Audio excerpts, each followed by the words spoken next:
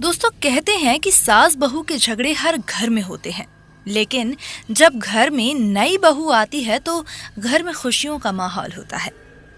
आज की कहानी है नई बहू की। नई बहू के आने से घर में खुशियों का माहौल तो था ही। पहले घर में रमा काकी और उसका बेटा सरजू ही रहते थे, पर अब नई बहू के आने से वो 3 हो गए थे। पर सुना था कि रमा काकी की बहुत बुरी किस्मत निकली। शादी की पहली रात में ही अनहोनी होना शुरू हो गई थी।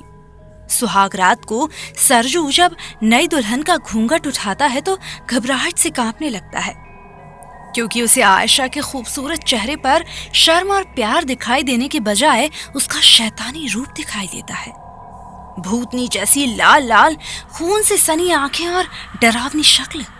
ये सब देखकर सरजू चीखने और चिल्लाने की कोशिश करता है, मगर इससे पहले कि वो ऐसा करता, आयशा उसे मार देती है। वो उस पर मुट्ठी भर राख फेंककर न जाने क्या मंत्र पढ़ती है कि सरजू वहीं बेहोश होकर गिर पड़ता है।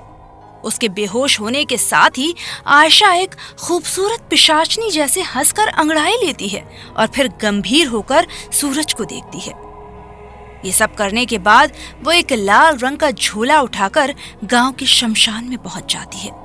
घना अंधेरा और शमशान का डरावना सन्नाटा और ऊपर से आयशा का ये शैतानी रूप, ये सब किसी विनाशकारी अनहोनी की तरफ इशारा कर रहे थे। यहाँ शमशान में आकर आयशा का असली घिनौना रूप सामने आता है। वो एक खौफनाक महिला तांत्रिक होती है जो अपनी तांत्रिक सिद्धि के लिए शमशान में आई हुई होती है। यहाँ शमशान में बैठकर दुष्ट पिशाच आत्माओं को वश में करने के लिए पूजा पाठ करती है और मंत्र पढ़ने लगती है।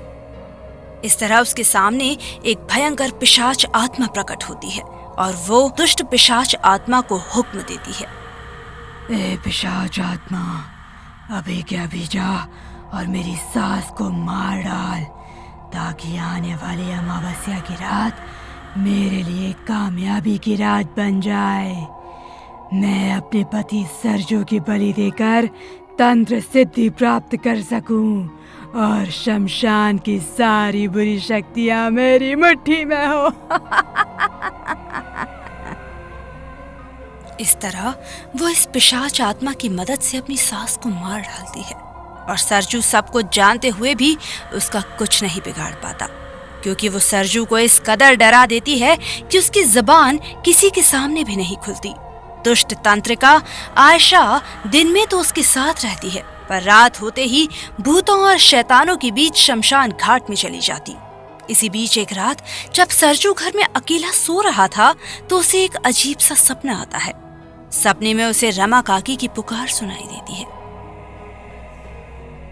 सरजू बेटा, सरजू मेरा लाल, मैं तेरी माँ हूँ।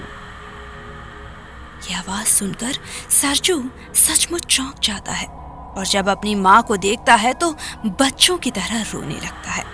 रमा काकी उसे चुप करा के समझाती हैं कि आयशा अमावस्या की रात शमशान में उसकी बलि देकर तांत्रिक सिद्धि पाने की योजना बना रही है और अगर वो अपनी जान बचाना चाहता है तो उसे एक काम करना पड़ेगा।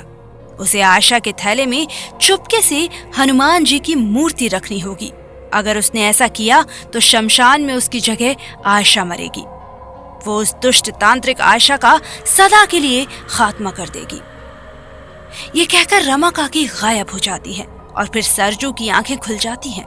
वो इस सपने को भूल नहीं पाता और अमावस्या की रात होने से पहले ही आयशा के थैले में हनुमान जी की छोटी सी मूर्ति रख देता है। फिर अमावस्या की भयानक काली रात आती है और आयशा अपनी तांत्रिक सिद्धि के लिए शमशान में सरजू की बलि देने की कोशिश करती है। सरजू नशे की हालत में जमीन पर पड़ा होता है और आयशा मंत्र पढ़कर उस पर खून के छींटे फेंकती है। घोर दुष्ट और शैतानी आत्माओं को बुलाती है और फिर एक लंबा सा चाकू उठाकर सरजू की बलि देने की कोशिश करती है, मगर कोई उसके हाथ को हवा में ही रोक लेता है। चाकू सरजू के बदन को छू तक नहीं पाता। ये देखकर आयशा हैरान रह जाती है और अपनी मंत्र शक्ति से हाथ को छुड़ाने की कोशिश करती है, मगर उसके सारे मंत्र धरे के धरे रह जाते हैं।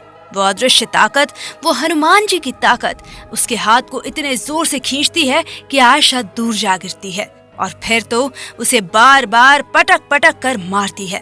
अंत में आयशा हवन के लिए जलाई आग पर जा गिरती है और अपनी ही जलाई आग में भस्म हो जाती है। उसे इस तरह मारने वाली यह अदृश्य आत्मा और कोई नहीं बल्कि रमा काकी थी और उन्हें ये ताकत दी थी हनुमान जी ने।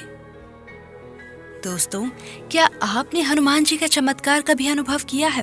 अगर हाँ, तो हमें कमेंट बॉक्स में जरूर बताएं। हनुमान जी के भक्त कमेंट बॉक्स में जय श्री राम लिखना बिल्कुल ना भूलें। अगर हमारे चैनल पर नए हैं तो इसे अभी सब्सक्राइब करें। साथ ही दोस्तों के साथ हनुमान जी के चमत्कार को फैलाते जाएं। धन्यवाद।